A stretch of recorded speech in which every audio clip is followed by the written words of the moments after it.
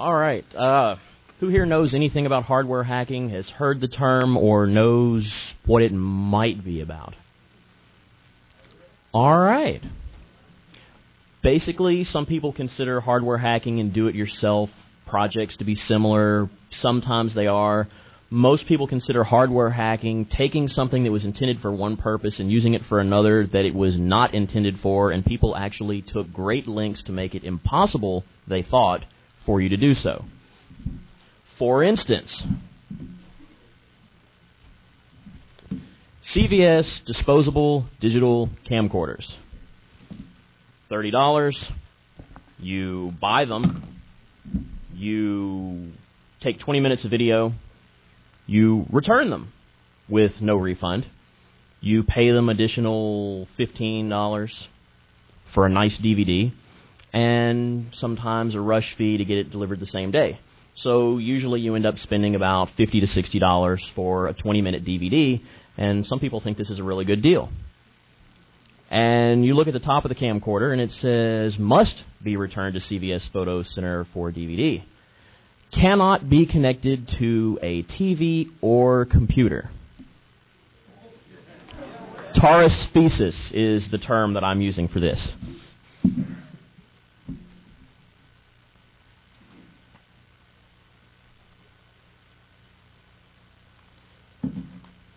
Basically, who here has an Xbox 360? Who still has their original Xbox? All right. Who still uses their original Xbox? Who uses it for something besides playing their original Xbox games? What do you use yours for? Media Center. And you? Linux. All right. Anyone else? Media Center? Oh, Paperweight. Yes, very good. Very good use.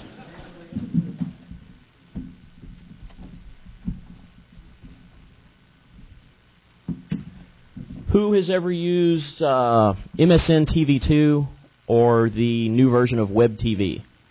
Yeah, I didn't think so. They sold a lot of these things for, $200, $150. They kept breaking the price down until they couldn't sell them in the stores. They returned them, and then the secondhand outlets got them, tried to sell them for $50, $60. Nobody could do it. Sometimes you find one on eBay for a penny, and they charge you $20 shipping. Sometimes you find a nice store in town like Essex. Yes, I want a discount. And you get them for $20 straight away. And basically, it connects you to the Internet with a modem or with your Ethernet connection, and it connects to your TV so you don't have to have a monitor.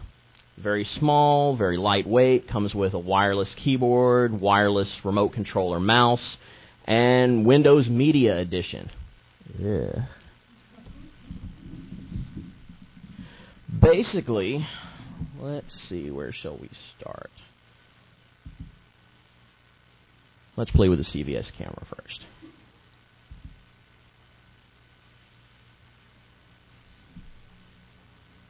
Wow, I hate these slow processors. Basically, this is what they look like. You can leave the stickers on, tear the stickers off, paint them a different color like Attila has. It says that you cannot connect it to a computer. But as soon as you take it back to the store, well, they connect it to their computer, dump the images, give you a DVD. Basically, they put it in another box, and they sell it to somebody else for $30. So you're pretty much... Yeah, basically, when the storm hit 2 nights ago, my main system crashed, and I've been using this little piece of crap $2 laptop. Yes, it costs $2. My mother found it at a garage sale. Love you, Mommy. And they were selling it because it could not boot up. Picking and choosing images. Basically, it wouldn't boot up because the power cord was broken, and they just had it shoved in the hole. So somebody looked at it and said, I bet I know somebody that can fix that. So they paid $2 for it, and, well, the power cord I've got for it now is messed up, so that's why it took me a little while to get the presentation going, and now I'm using this on a Caruso processor, which is kind of slow. Anyway, yeah, here's the cannot be connected to a TV or a computer. Well, we're going to prove that wrong. Skipping through, you can just tear the back panel off to get to the batteries. Some people have actually hacked theirs so that the batteries are rechargeable and they have a charging station in the side. Or in the top end, after you tear the sticker off, you notice this nice little computer connector, which is interesting. You know, you're not really sure exactly what it does until a few people on the internet started looking at the parts after they took theirs apart and said, you know, that looks like a USB connector on the chip there, but that output is just wrong. So they just took a Palm Pilot charger cradle interface, took a parallel printer, cut the port so it would fit, and hot glued it together, and voila, they have a way of docking it with their computer, and it shows up as an external drive, and it calls itself a Saturn. Now, of course, it's locked. Well, that didn't take them long to figure out either.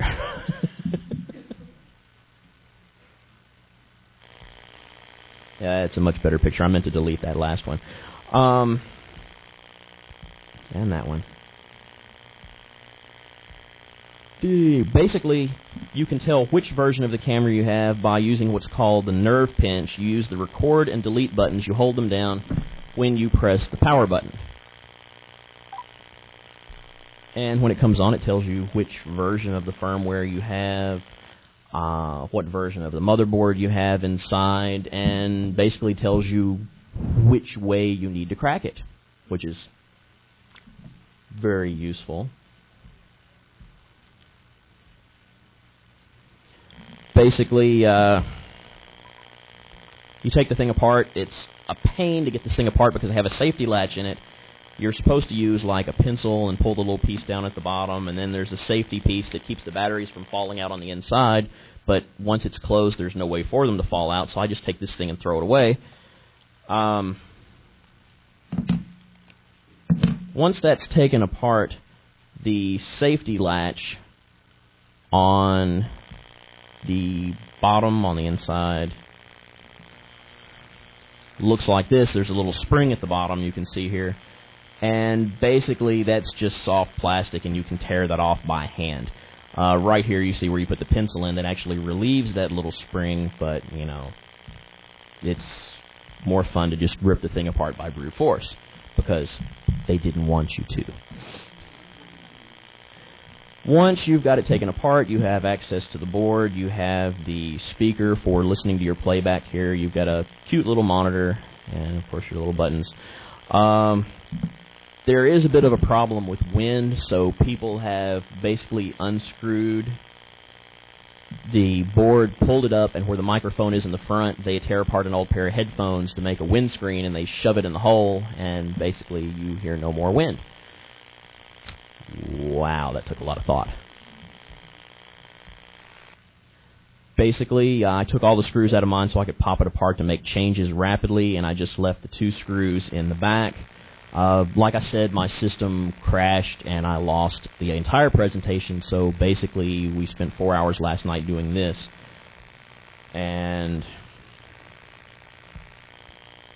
you can barely see because, you know, the camera wasn't very good quality, the connectors there and up here. And also on the side, since this isn't a very good USB connector, and I really don't like the charging cradles, you can go in after you cut a nice hole in the side to make room. I was in a hurry. You get your own USB extender that has a female plug in the side. You solder the wires in the bottom and then solder them into the appropriate place on the connector on top. And basically leave the female connector sticking out the side, which pretty much looks like this, and you can just connect it straight to your computer.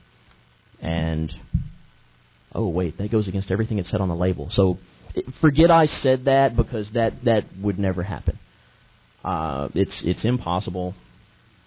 And the pictures weren't very clear, so I went ahead for anyone that wanted to do it, the little wiring diagram with little solder droplets and everything, because I was tired and getting a little obsessive compulsive. Anyway, that's back to the original picture. Some people have taken the buttons off the back, wired in a couple of extenders to like a toggle switch or something so they can have it on their hip while they've got the camera duct taped to their bike helmet or whatever else they're using it for because, well, they're cheap. They're $30, and sometimes you can find them on sale for $10. Some of them have a $10 coupon in the back, which you can turn around and use again for another one that's on sale and usually get them for $10. Unless there's a rebate or they're having a promotion where if you buy any of their camera items, you get 10%, or you get $10 on your certificate, excuse me, I didn't sleep last night, on your receipt that you can turn around, and basically the cameras, once you get them in a row like that, using the coupons inside, using the coupons on your receipt, getting them on sale, they become free. And, well, that's a lot better than $30 and then never using it again until you buy another one for $30. Free is always better in my opinion.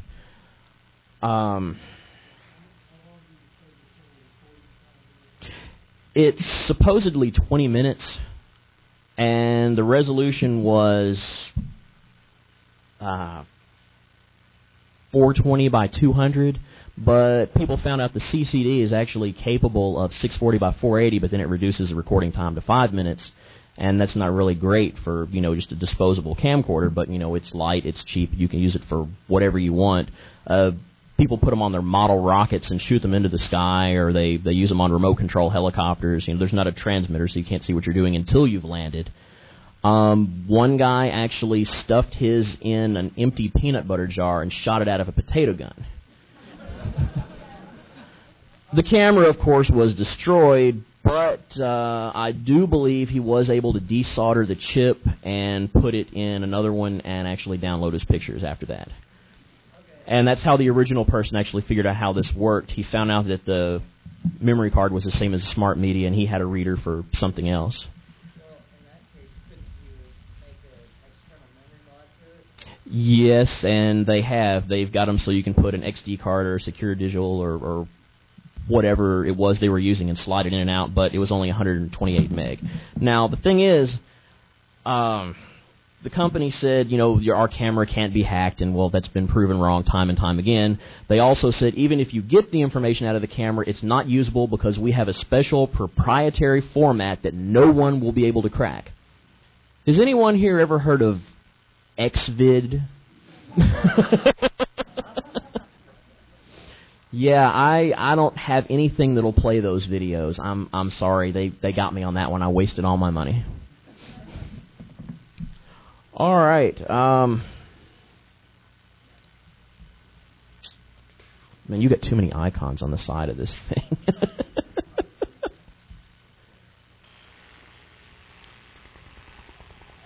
Oh, also, some of the newer models have a zoom lens. Actually, people in the hacking forums were adding zoom lenses to them, and the company decided, hey, that's a really good idea, and they started doing it. You want to get the model with the red sticker on the front, not the blue one.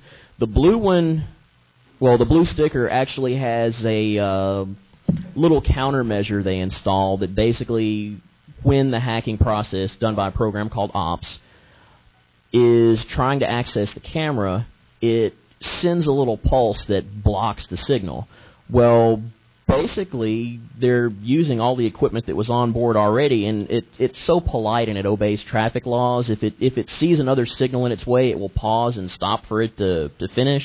But they never anticipated that happening, so there was no follow-up to it. So once you stop the signal, it never gets through. So you put a jumper wire between your positive battery terminal, I believe, and one of the pins next to the top chip. And basically, after it beeps, you have like a second and a half to touch it, and it sees a signal coming through because there's an electrical pulse, and it stops. and basically the signal that goes through is blank. Now, they wanted to make sure nobody could hack this and reprogram it, so what they did is at the end of each session when you turn it off, it basically copies the signal that it's using back into flash memory. So basically it copied the blank signal back, and both copies are now blank, so next time you turn it on, you don't have to use the jumper wire. It's permanently opened.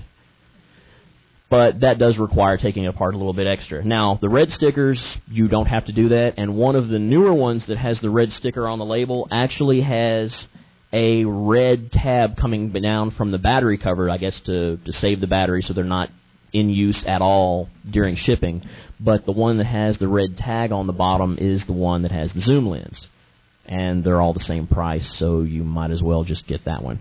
If you go to the website, you'll see that there are different, I'll give you the links to some websites here in a minute. Basically, on the very bottom where the little safety tab was, you can tell what model it is, and when you go into the forums, you can tell them what model you have, and, you know, basically they can help you with that particular one. Or if you do the nerve pinch, then you can tell them, you know, what BIOS version you're using, and they can say, oh, well, they did a, you know, some update to that version, and basically here's how you defeat it, because it usually doesn't take more than a few days for someone to figure it out.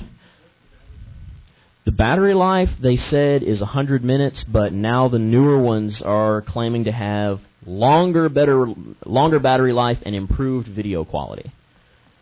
So I have no clue. Attila uses 1.7 volt batteries instead of 1.5 in his, and he basically has drilled holes in the front. Can you bring that up here?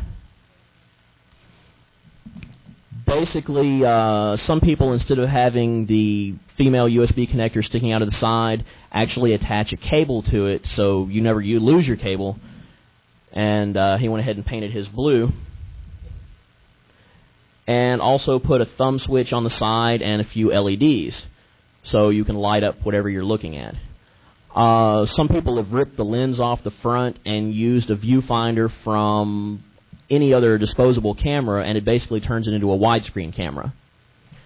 Once you've taken it apart, actually I tore the tab off the bottom of this one to make it easier to disassemble again. The safety cover on the lens can pop off.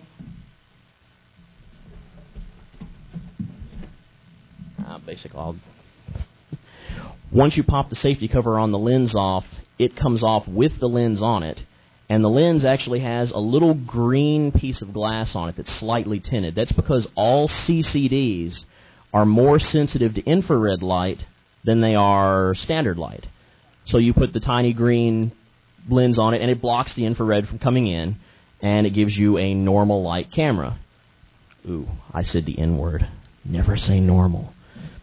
Basically, if you remove the green lens and put it back on, you now have an infrared-capable camera. And, you know, that usually costs more because it's special equipment. But, no, don't let them lie to you anymore. Basically, once you remove that, you will be a little bit more sensitive to red. You will see splotches and everything. So if you're just going to use it at night, that's fine. But during the daytime, the color is extremely washed out. If you want to take just infrared pictures, you can go spend $30 or $40 on the special lenses that block out the red, the blue, and the green light.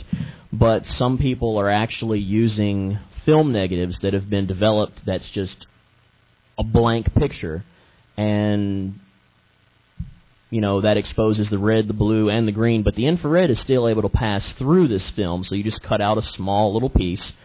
And a few people discovered this a few years ago with Sony camcorders, and I fear a few chuckles from the back, and they're like, oh, yeah, that's fun. Ooh, I hope they don't know what I'm laughing about. Well, you're busted. Everybody just heard you laugh, and now I'm going to tell them why you were laughing. Basically, the infrared has a little bit of a narrower beam, basically. You know, everybody knows, you know, the story behind the Blu-ray versus the red laser, you know, the distance in the beam, you know, that it's smaller. Well, not the distance, you know, the width. I can't speak English today. Anyway, imagine you had a coat hanger, and you bent it into a lightning bolt shape, and each of the arcs was about a foot tall. And you had a chain link fence about 3 inches in front of your house, and you just tossed it like a javelin. Well, it would hit the fence, and it would bounce back. There's no way in hell that coat hanger is going through that fence to hit the house. But if you straighten it out, instead of regular light, you're straightening it out to infrared, it goes through the fence and hits the house about 99.999% of the time. Every once in a while, it will hit the fence and bounce back, and everybody's like, what is he talking about? Well, just imagine you're walking around in the daylight on the beach. People are like walking around, and you're sitting there wearing your swimsuit or whatever you're wearing, and they're like looking at you with these really weird googly eyes, and it's like, ooh, ooh, and you're like, what are they looking at? Well, imagine that chain link fence was like cotton cloth or nylon or whatever you happen to be wearing, and the brick wall was your clothing. Basically, the infrared light is able to penetrate through the cloth before it reflects back, and people were using this to basically take nude pictures of other people without their knowledge. I mean, in the mall, on the beach, just wherever. And people were like, oh, yeah, the Sony cameras, they've got the night shot, but you can turn it on during the daytime. And, people were scrambling all over themselves trying to buy them, and Sony was just amazed that they were selling so many cameras, and they sold out, and people started calling Sony, and they were emailing them. They wanted the X-ray camera, and Sony had no idea what they were talking about. Sony spent a couple of days online researching, trying to figure out what was going on, and then they figured it out, and they pulled them all off the shelves, and they put a safety switch on them that had a little CDS cell that said, okay, there's daylight, so we're not going to allow that feature now. Well, people just put a piece of tape over the top, and the cameras sold out again.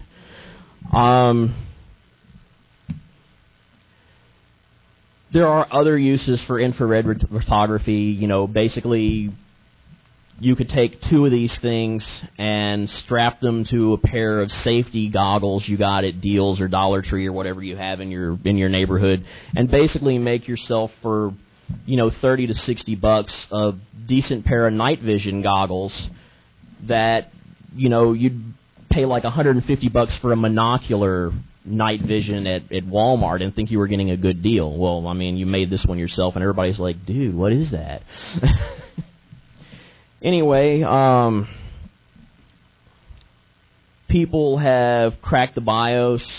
They're able to put their own startup and shutdown screens in instead of saying, now closing camera, or, some of them now say return to CVS immediately, and it's like, some people have, property of, so if somebody finds your camera and turns it on, there's your name and phone number or whatever, but other people have like the little Calvin and Hobbes, their little favorite characters, just whatever. You can completely personalize them, and you can also change the startup and shutdown sounds and any of the sounds it makes while you're in normal operation. Oh, I said the N-word again. Anyway, with the USB connector, they've also found out now that you can use it for a just any kind of a storage drive. You can hook it up as long as it's only 128 meg. It works fine. You can also use it as a webcam.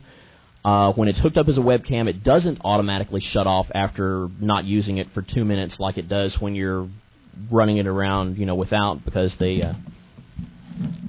basically don't want to run your battery down, because then you'll bring it back to CVS. It's like, this doesn't work, I want another one, because it basically does say that if it doesn't work, or if you're dissatisfied for any reason, you can bring it back.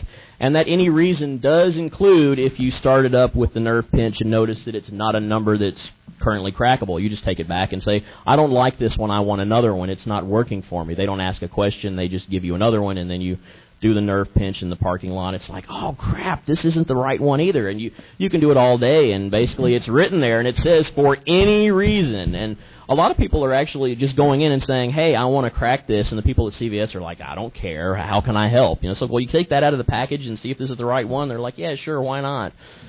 Anyway, there's like a billion things you can do with this. I mean, it's really light once you take it apart. So you can put it on your remote control helicopter. You can put it in like a statue on your front porch with a solar it's you can do anything with it. And yes. How much memory can it address? Okay, we have thought about that before, and people have talked about, maybe a gig or two, but desoldering the chip from the board is a pain. The guy that originally cracked it, he did it a couple of times and said, there's got to be an easier way to do this, and that's why he finally put the socket on so he could use a memory card. Nobody has, as far as I know, I've haven't been on the forum in a while. I've just been cutting them apart and rebuilding them. But people were a while back saying that they weren't able to access the BIOS and able to address more memory. But now I have heard reports, I haven't confirmed them, that some people are adding more memory to them. You just have to have the right size chip. Everything has to be perfect. But I don't know. Anyway, any other questions about the CVS camera before I move on? Yes.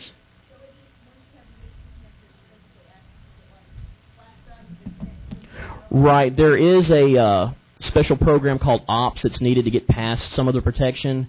Actually, now they have cracked it. There's a challenge and response key set, and somebody at the company left their FTP server open one night, and someone downloaded the challenge response program, and it took them a couple hours to figure out how the key sequencing worked. So they changed their key sequencing with the new ones and basically released it with a new challenge and response set. But somebody figured out, hey, if I go ahead and use the jumper wire to flash this thing again, I can get into it. And then once I'm into it, I can actually take the BIOS from an older camera and reapply it to this one, and then it works again. And there have been reports of people at CVS unlocking the camera and handing them back to you just because you ask. But, of course, I'm not giving any names, and I don't know who they were. Yes? Not on here right now, but run on up here real quick. And okay. Take a look, hit the playback button. It'll play back the last one that was made. And this is me and some friends blowing things up last 4th of July. And no, it wasn't inside this county where fireworks are illegal. It was in another county where they're perfectly legal. Yes, hit the playback button. Oh, that's the new one. I'm sorry. Yeah, I haven't... well, actually, if you press record and just take a picture and press record again when you're done, and then you hit playback, it will only play back the last video you recorded, and that's something that people were working on. Now that they've got into the BIOS, they're working on the key combinations. When you press delete, it will delete the video. It'll ask you to press delete again to delete it to confirm, but then...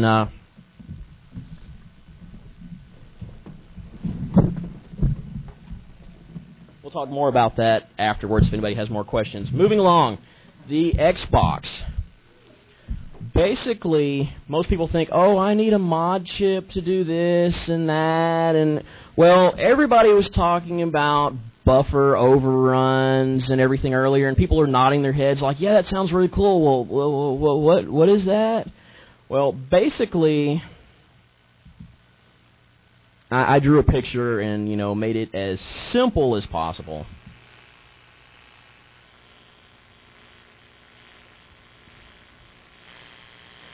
Basically, consider this the memory sector of your Xbox. Up here you have stuff. I'm not going to give you hex code or anything. I'm just going to make it simple. It's stuff. Down here you have a limited save game space for anything you do during your game that's saved. And then you have the actual game program that loads from the disk into memory. Then you've got the system programs and system settings and more stuff and other stuff down here. And basically, your save game is only supposed to be this big. Now, on certain games like Mech Assault, the original edition, not the Game of the Year edition and not the Platinum edition, because those have been fixed because they got a little ticked off.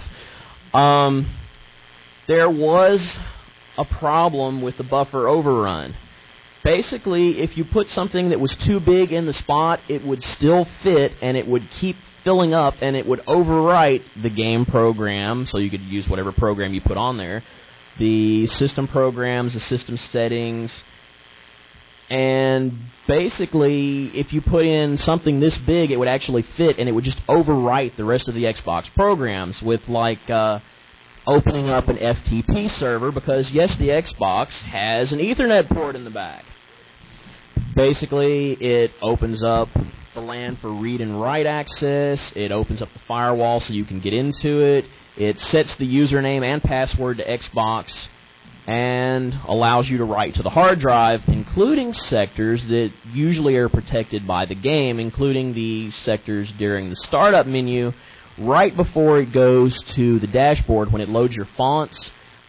Basically, they put a program in the font file that you can either change your dashboard or add things to your dashboard, including, maybe Linux or Media Center or just whatever you want at that point.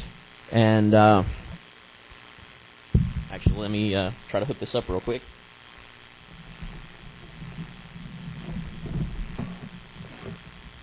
A lot of people don't know that the connectors on the front of the Xbox, they're weird. They have 5 ports, but that actually is USB.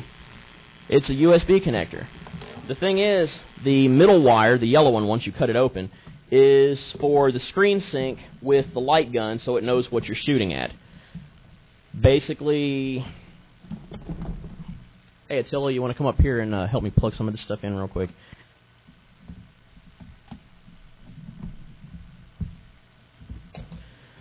Basically, once you have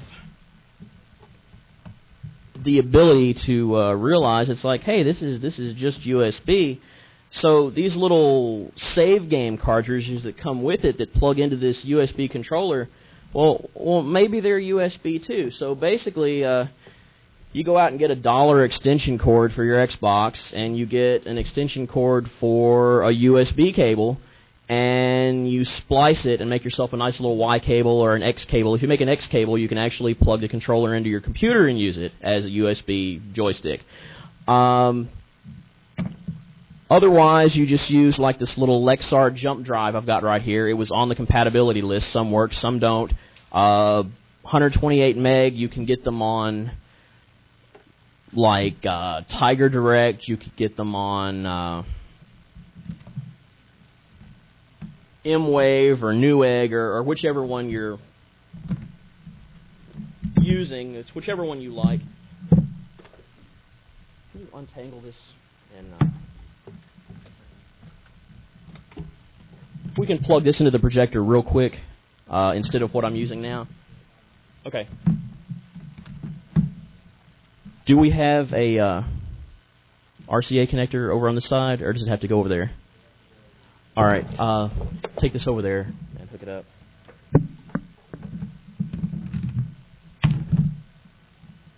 And you'll need a joystick, because the joystick actually doubles as the mouse when you're using it.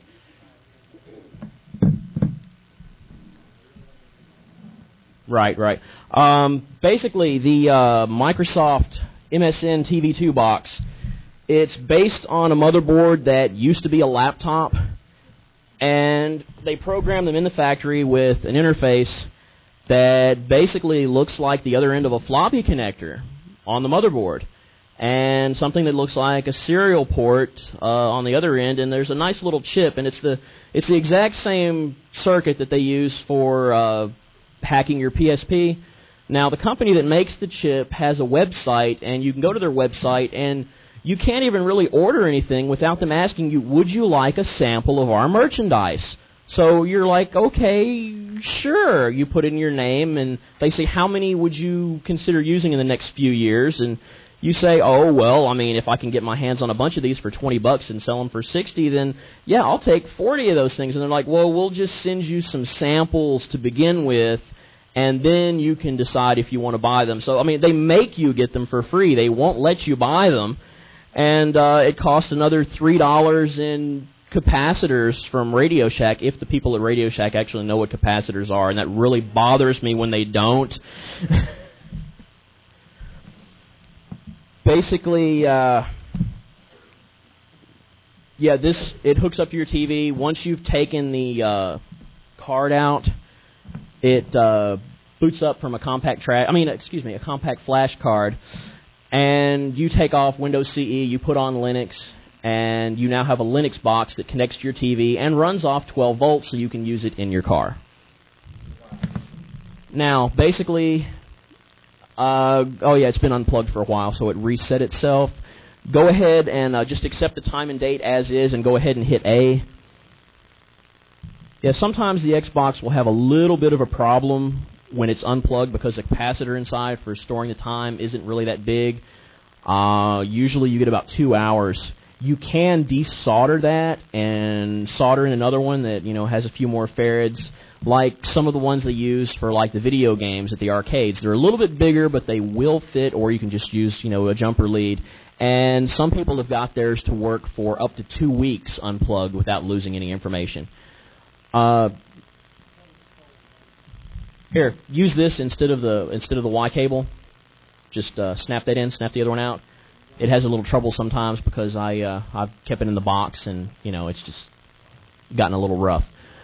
Basically, your dashboard originally has the memory, the music. It has Xbox Live and it has settings, but Xbox Live isn't really useful because they just charge you for it, and there's something called the game tunnel. Basically, when you put the game tunnel on your computer and connect your Xbox to the network, the game tunnel connects your computer to other computers, and it's just like Xbox Live, but it's free, and you're not cracking into their system, so they can't sue you. Anyway, go ahead and choose that's what used to be Xbox Live is now Linux. Go ahead and press the A button. And, oh, wow, all your Microsoft programming disappeared, and, oh, there's a happy little penguin up there now. How did that happen? But, yeah, lots of people apparently now are using their Xbox for the exact same thing. Some people are using it for Media Center, which is similar to the front end for Myth TV or, Microsoft Media Center. But it does take a little while to load. Some people are using Darwin, which is a version of BSD, which is put out by Apple Computer that's made specifically for PCs.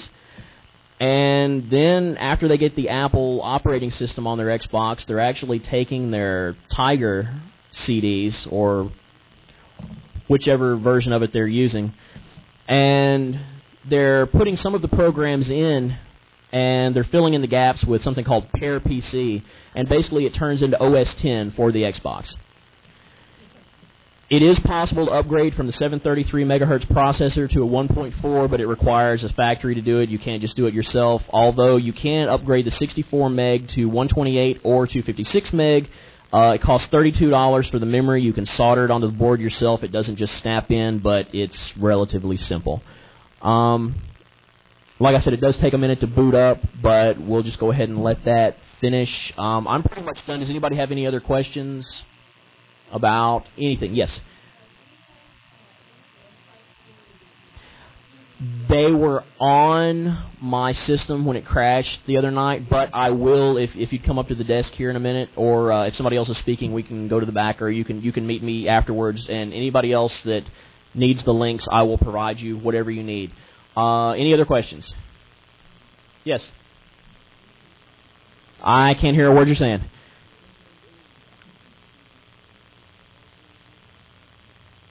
I believe it's in the hardware. If it was software, then it wouldn't be too hard to crack. Anyone else?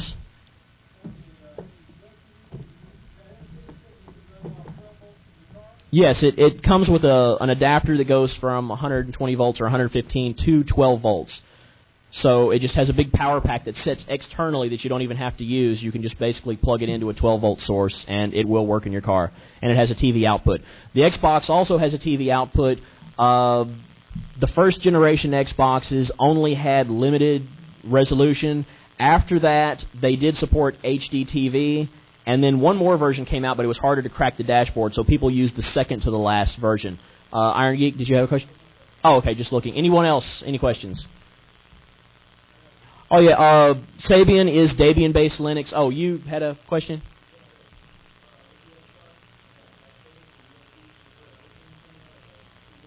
Oh, yes, you can use keyboard, mouse, as long as they're USB. Or you can get one of the USB adapters that go to the PS2 mouse or keyboard, and they work just fine. Any other questions? All righty. Go home and tear everything apart you have and build something else out of it.